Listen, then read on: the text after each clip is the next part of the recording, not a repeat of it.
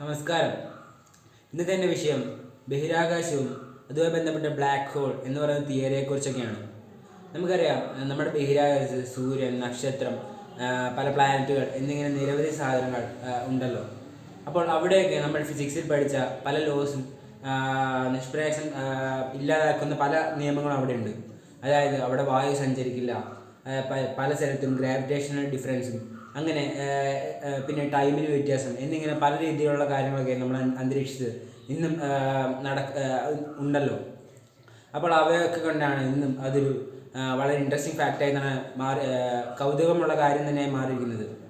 അപ്പോൾ ബഹിരാകാശം നമ്മൾ ബഹിരാകാശം എന്താണെന്ന് നോക്കുകയാണെങ്കിൽ നമ്മളാകെ 5% മാത്രമേ ഇന്നേ ഒരു ബഹിരാകാശത്തെ പറ്റി പഠിച്ചിട്ടുള്ളൂ. ബാക്കി 99% ഇനിയും നമുക്ക് ധാരാളം അറിയാൻ കിടക്കുന്നു. അതായത് ഡാർക്ക് മാറ്ററും ഡാർക്ക് എനർജി എന്നൊക്കെ പറഞ്ഞ കാര്യങ്ങളുണ്ട് നമ്മുടെ ബഹിരാകാശത്ത്. ഡാർക്ക് മാറ്റർ എന്ന് പറയുമ്പോൾ നമുക്ക് കാണാൻ സാധിക്കുമെങ്കിലും അതിൻ്റെ ഗ്രാവിറ്റേഷൻ പുൾ കൊണ്ട് അതിൻ്റെ സാന്നിധ്യം അവിടെ അറിയിക്കുന്നു.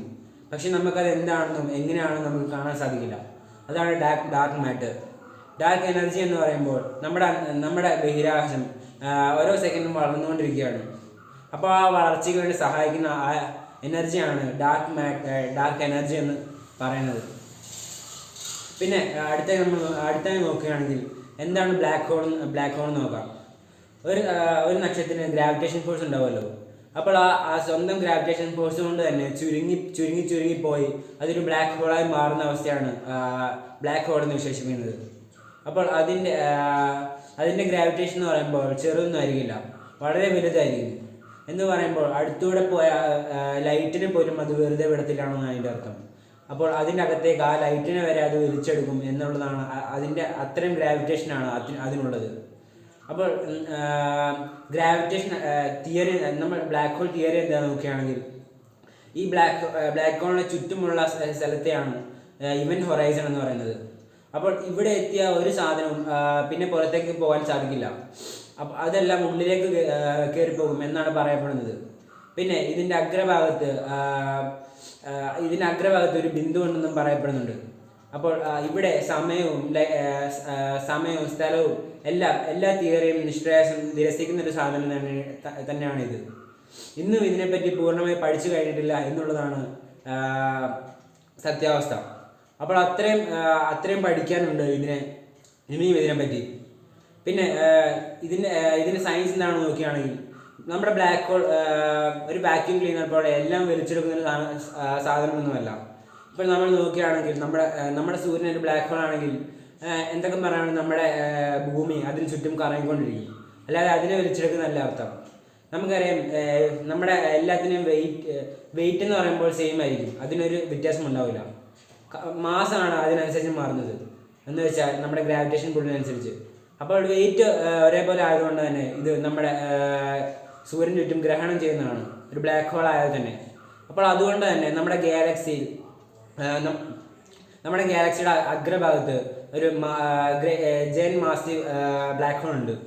അപ്പോൾ അവയുടെയൊക്കെ സാന്നിധ്യം കൊണ്ട് തന്നെയാണ് ഇന്ന് നമ്മുടെ ഗാലക്സി പൂർണ്ണതയോടുകൂടി വർക്കാവുന്നത്, എന്ന് വെച്ചാൽ ഗ്രഹണമൊക്കെ നടക്കുന്നത്. അപ്പോൾ ബ്ലാക്ക് ഹോൾ എന്ന് പറയുമ്പോൾ നിഷ്പ്രയാസം തള്ളിക്കാണാൻ സാധിക്കില്ല. അത് നല്ലതുമല്ല മോശമല്ലാത്തൊരു അവസ്ഥയിലൂടെയാണ് നമ്മൾ കാണേണ്ടത്. പിന്നെ നമുക്കിന്നും തെളിയിക്കാൻ പറ്റാത്ത ഒത്തിരി സാധനങ്ങളുണ്ട്. എന്ന് വെച്ചാൽ നമ്മുടെ സ്പേസിൽ കൂടെ സൗണ്ട് ട്രാവൽ ചെയ്യുന്നില്ല എന്നുള്ളതൊക്കെ. പിന്നെ ലൈറ്റ് നമ്മളിപ്പോൾ നോക്കുകയാണെങ്കിൽ ലൈറ്റിന് ഒരു സെക്കൻഡ് ട്രാവൽ ഏകദേശം 3 ലക്ഷം കിലോമീറ്ററാണ് ലൈറ്റ് ട്രാവൽ ചെയ്യുന്നത്. ഇപ്പോൾ നമ്മൾ ഒരു ഉദാഹരണം എടുക്കുകയാണെങ്കിൽ സൂര്യൻ നമ്മുടെ അടുത്ത് 150 കിലോമീറ്റർ ദൂരമുണ്ട്. അപ്പോൾ അങ്ങനെ നോക്കുകയാണെങ്കിൽ 8 മിനിറ്റ് എടുക്കും നമ്മുടെ ലൈറ്റിന് അവിടുന്ന് ഇങ്ങോട്ടേക്ക് എത്താൻ.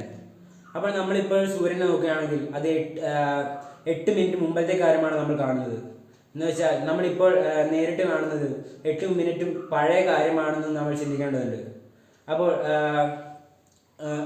അതിൻ്റെ അപ്പുറത്തെ നക്ഷത്രത്തിന് ദൂരം എത്രയാണെന്ന് അറിയുമോ? 4.5 ലൈറ്റ് ഇയേഴ്സ് അകലെയാണത്. അതായത് 4 വർഷം മുമ്പത്തെ ലൈറ്റാണ് ഇപ്പോൾ നമ്മൾ കാണുന്നത്. ഇപ്പോൾ ആ നക്ഷത്രം ഉണ്ടോ ഇല്ല എന്നുള്ള കൂടി നമുക്ക് അറിയാൻ സാധിക്കില്ല. പക്ഷെ നമ്മൾക്ക് അതിനെ കാണാൻ സാധിക്കും. കാരണം അത് 4 വർഷം മുമ്പത്തെ കാര്യമാണ് നമ്മൾ കാണുന്നത് ഇപ്പോൾ. അപ്പോൾ ഇതൊക്കെയാണ് ഇന്ന് എനിക്ക് ബഹിരാകാശത്തെ പറ്റി പറയാനുള്ളത് എന്ന് പറഞ്ഞുകൊണ്ട് എൻ്റെ പ്രസംഗം നിർത്തുന്നത്. നന്ദി.